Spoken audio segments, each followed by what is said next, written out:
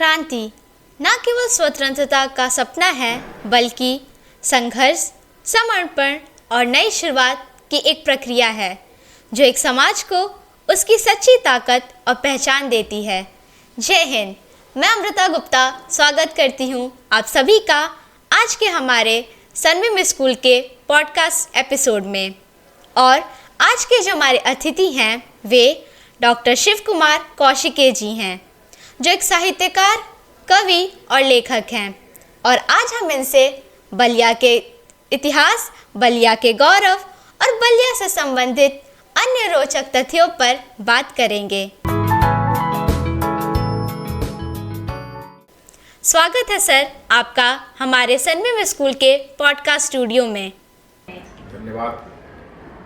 नमस्ते। श्रीमान, जब आप बलिया शब्द सुनते हैं तो एक साहित्यकार के तौर पर सबसे पहले आपके मन में कौन से चित्र उभरते हैं? बलिया,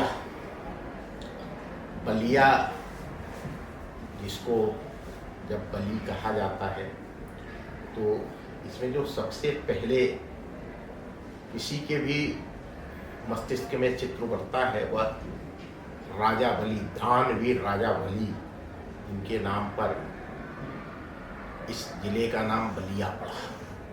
बली आप सभी जानते हैं, सुरेंद्र राजा बली, जिन्होंने यज्ञ किए थे। यहाँ संस्कृत में यज्ञ को याग कहा जाता है और उससे इस स्थान का नाम बलियाग पड़ा और बलियाग से बलिया हुआ। वैसे तो अनेक कहानियाँ हैं, उसमें यह भी कहानी है कि ब्रिटिश लोगों ने इसे बलुई मिट्टी के नाम पर बलिया कहा, लेकिन हमारे पौराणिक ग्रंथों के अनुसार इस स्थान का नाम जिन दो कहानियों से पड़ा, वो पहली कहानी है राजा बलि के यज्ञ से, जिसमें 52 अवतार में भगवान विष्णु को दान मांगने के लिए बलिया आना पड़ा था। उसी राजा बलि की बलि के कारण यह बलियाग हुआ, बलि यज्ञ के कारण, और बलियाग से बलिया हुआ।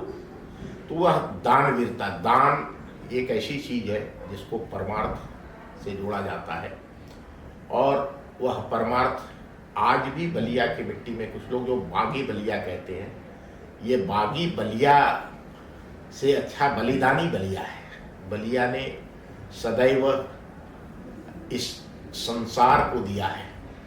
यह अलग बात है कि बहुत सारे लोगों को इसके विषय में ज्ञात नहीं, लेकिन हम सबको पता है कि बलिया ने सदैव इस मातृभूमि के लिए, इस राष्ट्र के लिए और इस विश्व के लिए एक से बढ़कर एक चीजें दी है और वही चित्र उभरता है।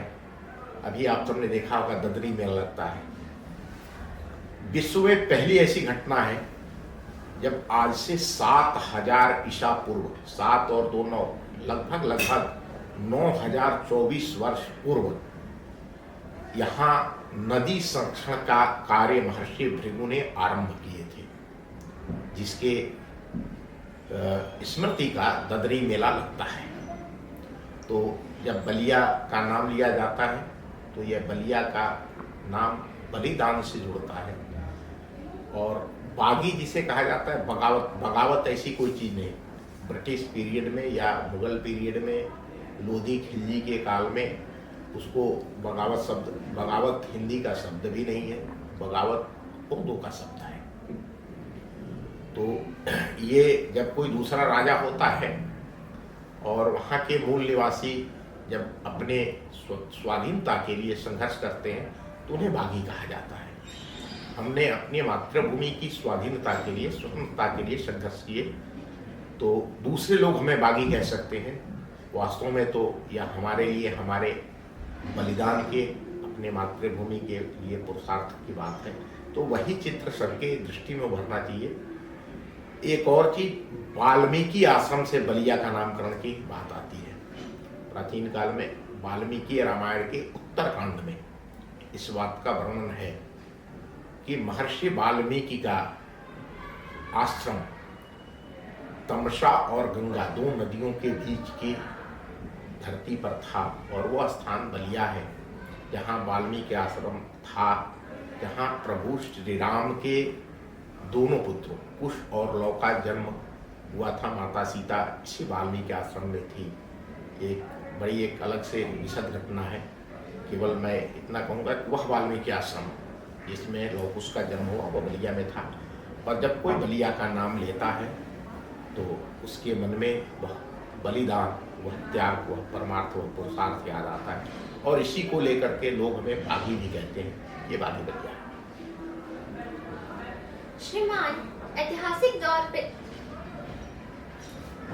श्रीमान, ऐतिहासिक दृष्टिकोण से देखा जाए तो हमारा बलिया अनेकों पौराणिक गाथाओं को समेटा हुआ है। इस पर आपके क्या विचार हैं? पौराणिक काल, एक घटना मैंने बताई 7000 ईसा पूर्व की। दूसरी, अगर बलिया की पौराणिकता की बात करें तो जैसे मैंने बताया कि विमुक्त तीर्थ बलिया को विमुक्त तीर्थ, या विमुक्त तीर्थ कैसे बना? अगर हम मत्स्य महापुराण, पद्म पुराण और श्रीमद् वाल्मीकि रामायण, इन 3 ग्रंथों को लेते हैं, इसके अतिरिक्त बलिया गजेटियर, इसको अगर देखा जाए तो उसके अनुसार भगवान शिव की पहली पत्नी माता सती ने जब अपने पिता दक्ष के यज्ञ में आत्मदाह कर दिया था, उसके बाद भगवान शिव ने तांडव नृत्य किया था, जिससे यह पूरी पृथ्वी पर हाहाकार मच गया। और तब भगवान शिव कैलाश छोड़ करके और बलिया आ गए थे। उस समय गंगा और सरयू नदी का जंक्शन हुआ करता था। मलद और करुष राज्य की राजधानी हुआ करती थी, जिसको वर्तमान समय में हम लोग कारो के नाम से जानते हैं।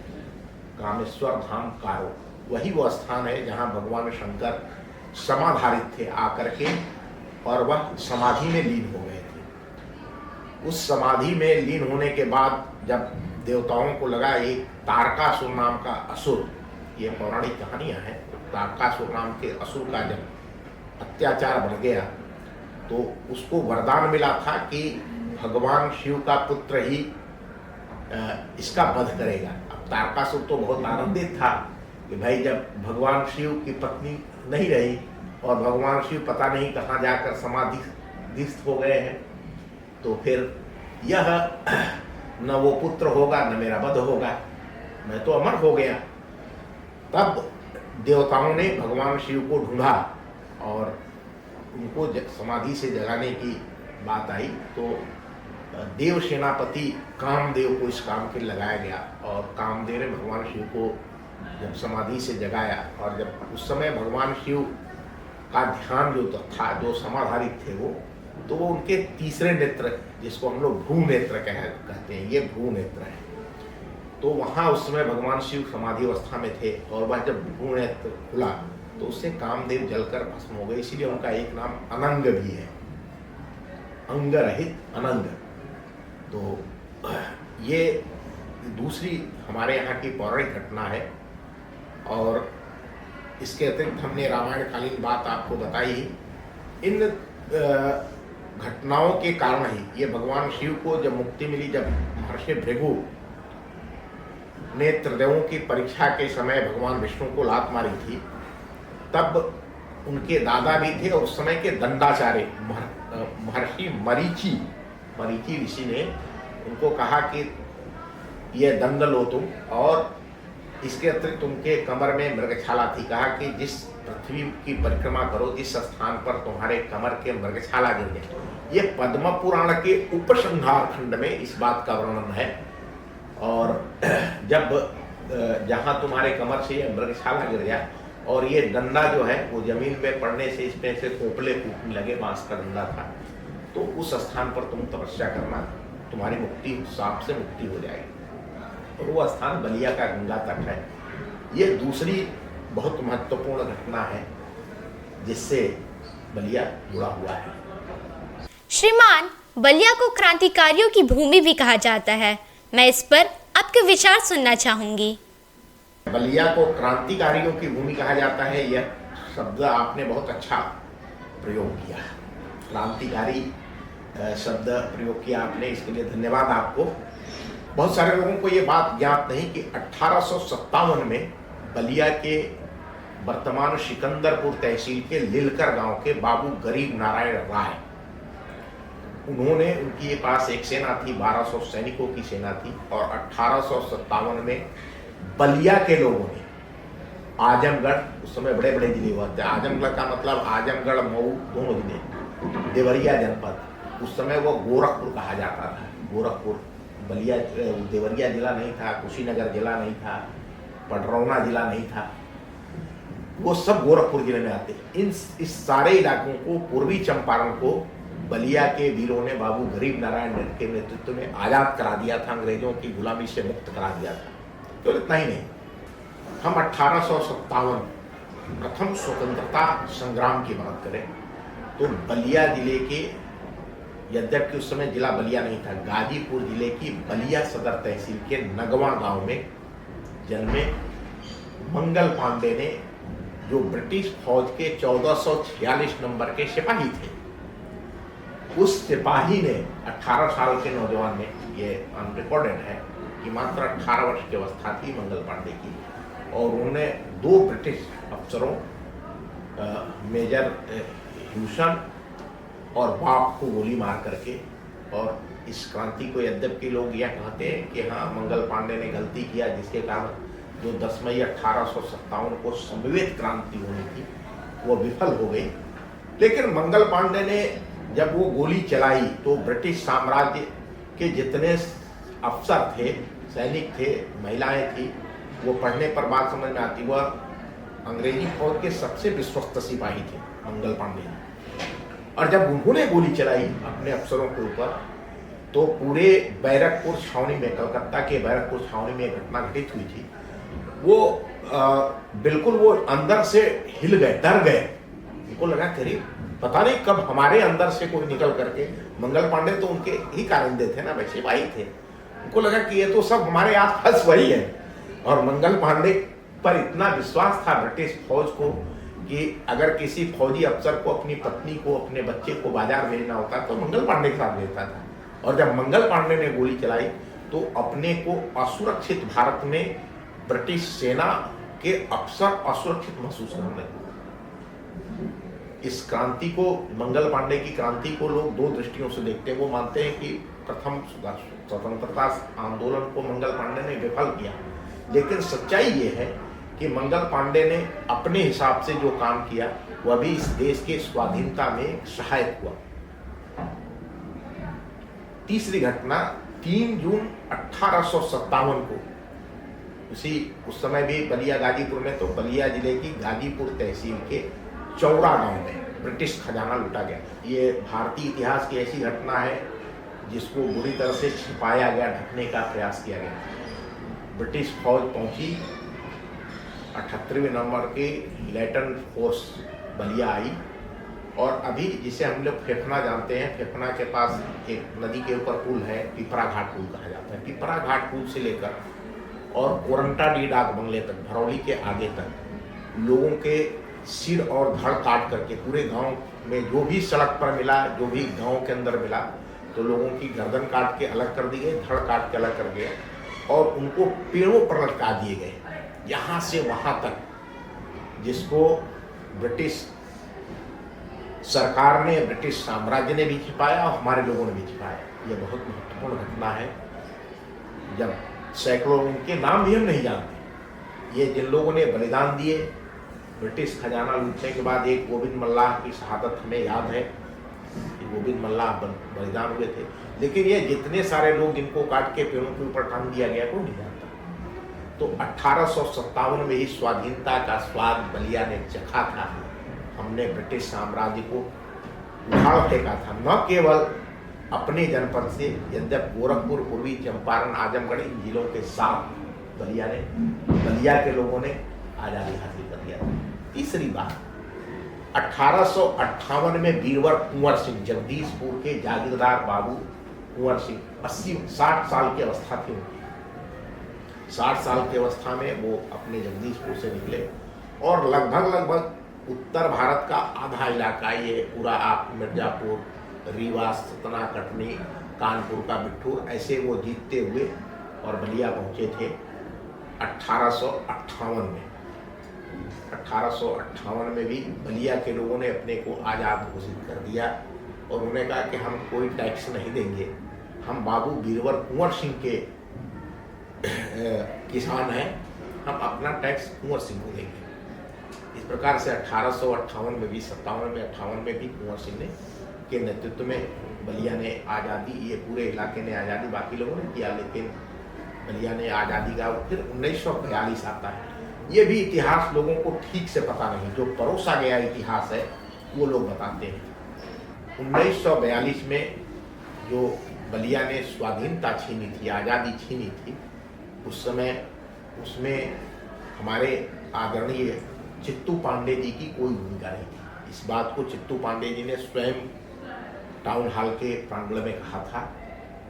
और इतिहास भी यह जानता है कि उस समय चित्तू पांडे जी जब 9 अगस्त 1942 को इस क्रांति की शुरुआत हुई मुंबई के ग्वालियर टाइप मैदान से, 10 अगस्त को बलिया में पहला जुलूस निकला। उस समय चित्तू पांडे जी जेल के अंदर बंद थे। इस क्रांति की बागडोर जो इतिहास बताता है, उसके अनुसार 10 अगस्त को बलिया शहर में कांग्रेस के मंत्री उमाशंकर सोनार, सूरज प्रसाद लाल, इन 2 नौजवानों ने संभाला था। इसके अतिरिक्त उस समय महिलाओं की भी बहुत बड़ी भूमिका रही। बलिया की आज़ादी का तगमा अगर किसी को देना चाहिए तो मुझे लगता है कि यहाँ की वीरांगना जानकी देवी को देना चाहिए। जानकी देवी ने 15 अगस्त 1900, अब देखिए कैसा होता है, क्या जज्बा होता है। जानकी देवी की अवस्था लगभग 17-18 साल रही हो जब वो अपने घर से निकली देश को आज़ाद कराने के लिए, बलिया को आज़ाद कराने के लिए। तो उनके साथ उनकी बहन निकली गायत्री देवी, उनके साथ उनकी माँ निकली धूतरानी देवी। तब ऐसे करके 15-20 महिलाओं ने बलिया को आज़ाद कराने का वो उठाया। आपके लिए भी गर्व की बात है कि बलिया को जो आज़ाद करा वो चित्तू पांडे जी ने नहीं कराया, बलिया की बेटियों ने, बलिया की महिलाओं ने इस बलिया को आज़ाद कराया। आप जाएंगे कलेक्ट्रेट में देखेंगे तो जानकी देवी का बड़ा सा चित्र लगा है जिसमें वो कलेक्ट्रेट पर झंडा लहरा है।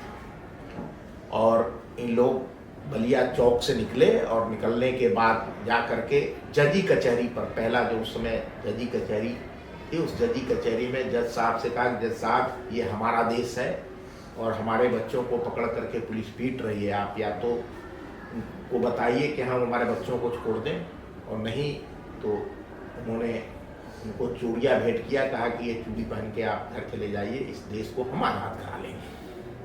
और फिर जजी कचहरी पर तिरंगा फहराया गया। उसके बाद बलिया कलेक्टर के आज भी वो बिल्डिंग है जिस पर जानकी देवी और उनके साथ की महिलाओं ने तिरंगा झंडा फहराया था। 15 अगस्त 1942 को ही बलिया आज़ाद हो गया था और बलिया कलेक्टर पर तिरंगा झंडा फहरा रहा था। और 18 अगस्त को बैरिया थाने पर कब्जा करने के दौरान ये ब्रिटिश जो FIR है उसमें उसका थानेदार काजिम हुसैन ने इस बात को लिखा है कि हमने 100 लोगों को गोली मारी, लेकिन वहाँ 18 लोगों के शिलापट पर नाम लिखे गए। इस प्रकार की सिकंदरपुर में वहाँ अशफाक अहमद वहाँ का दरोगा था, उसने जैसे आप सब स्कूलों के बच्चे हैं वैसे स्कूलों में पढ़ने वाले बच्चे थे, वो जुलूस निकाले कि हम आज़ाद होंगे। उन बच्चों के ऊपर उस थानेदार ने घोड़े दौड़ा दिए। पहले पुलिस घोड़े पर चलती थी और वो घोड़े दौड़ा दिए, बहुत सारे बच्चे घायल हुए। तो ये हमारे यहाँ क्रांतिकारियों का इतिहास है। इस प्रकार से 1942 में पूरे भारतीय उपमहाद्वीप में सबसे पहले स्वाधीनता का स्वाद बलिया ने चखा, और जिससे प्रेरणा लेकर के महाराष्ट्र का सतारा और मातंगिनी हाजरा के नेतृत्व में बंगाल के मिदनापुर के लोगों ने भी आज़ादी छीन लिया। हम बलिया बलिदान दिवस या बलिया विजय दिवस की भी बात कर लें, क्योंकि इतिहास में इस बात को भी लोग ये करते हैं। तो पहली चीज़ जानिए, वो यहाँ के ब्रिटिश कलेक्टर मिस्टर JS निगम और पुलिस कप्तान रियाजुद्दीन अहमद खान उस समय के पुलिस कप्तान थे। ये इनकी साजिश थी। इन्होंने जब देखा कि हम क्राउड कंट्रोल नहीं कर सकते, ये जो सशस्त्र भीन है, सब लोग लाखों लोग जिनके हाथों में हथियार है, ये हमको मार डालेंगे, उनके पास उतनी फोर्स भी नहीं थी। तब इन्होंने चित्तू पांडे जी, महानंद मिश्र या जेल में जो भी कांग्रेस के नेता बंद थे, इनको कहा कि तुम बाहर निकलो और निकल करके इस भीड़ को समझा बुझा के बाहर भेजो, नहीं तो ये हो जाएगा। और सारा कुछ ये सिविल लाइन्स एरिया में सारे अधिकारी इकट्ठे हो गए और उसके बाद इन लोगों ने इस भीड़ को नियंत्रित करने का काम किया। इस बीच बनारस से फोर्स आ गई। 23/24 की रात में बनारस कमिश्नरी हुआ करता था, वहाँ से रेल लाइन के द्वारा नेदरसोल, ये सारी पटरियाँ उखाड़ दी गई थी, उसको ठीक करते हुए नेदरसोल के नेतृत्व में बलिया पुलिस पहुंची। फिर एक जल मार्ग से मार्क स्मिथ, उस फौजी अफसर का नाम था, वो सब पानी के जहाज से, जो अभी आज हम लोग इसको बालेश्वर घाट कहते हैं, बिचला घाट कहते हैं, वहाँ जहाज पहुंची। और फिर इधर आजमगढ़ साइड से वो मशीन गन की फौज पहुंची थी कैप्टन कुक के नेतृत्व में, और इस प्रकार से बलिया पर पुनः कब्जा कर लिया गया था। ये बलिया के क्रांतिकारियों की कहानियां हैं। श्रीमान, इस पॉडकास्ट अध्याय के अंत में आप बलिया के युवाओं को कौन सा संदेश देना चाहेंगे जिससे आज की युवा पीढ़ी अपने इतिहास को पढ़कर गौरवान्वित महसूस कर सके? बिल्कुल, ये बात सबसे महत्वपूर्ण है।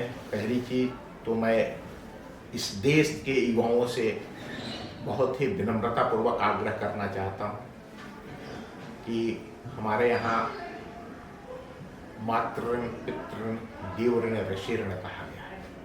उसमें पहला ऋण, मैं उसको आपको बहुत ठीक से बताना चाहता हूँ। पहला ऋण हमारा इसी धरती का है, जिसकी मिट्टी में जब जो फसल उगती है उसको खा करके जो यहाँ वायु है, यहाँ के वृक्ष हमको शुद्ध करके ऑक्सीजन दे रहे हैं, यहाँ धरती हमें जल दे रही है, उसका ऋण पहला है।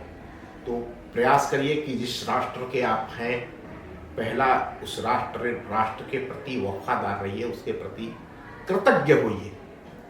यह कृतज्ञता बहुत बड़ी चीज है और हर व्यक्ति के जीवन में, अगर जिसके भी जीवन में कृतज्ञता है तो वह चमकता है।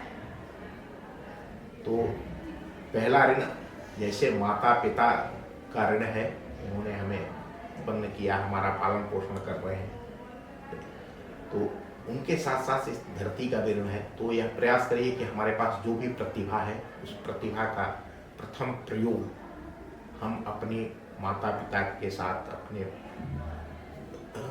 गांव, अपने जिले के साथ, अपने राष्ट्र के साथ करें, अपने प्रतिभा का उपयोग, जिससे जब उसका गौरव उठेगा, जैसे बलिया का गौरव उठ रहा है तो कौशिकी का गौरव उठ रहा है, वैसे ही आपका भी गौरव उठेगा।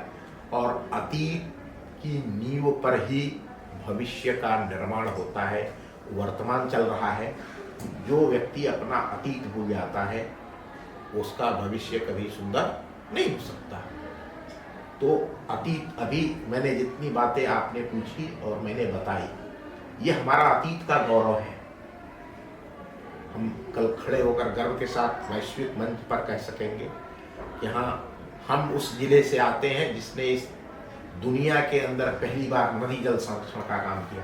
हम उस जिले के नागरिक हैं जिसने 1857 में स्वाधीनता छीन ली थी, 1942 में स्वाधीनता छीन ली थी, तो गर्व के साथ कह सकते हैं। तो उसके लिए मैं आप सबसे कि यह प्रेम, इसको ऋण ना मान करके, इस प्रेम मान करके, और मैं चाहता हूँ जैसे मैं अपने दायित्व का, मैं उसको ये नहीं मानता, कर्तव्य मानता हूँ कि हमारा कर्तव्य है, यह ऋण है कि इस अन्न जल से मेरा पोषण हुआ है, तो मुझे इसका कर्ज चुकाना चाहिए।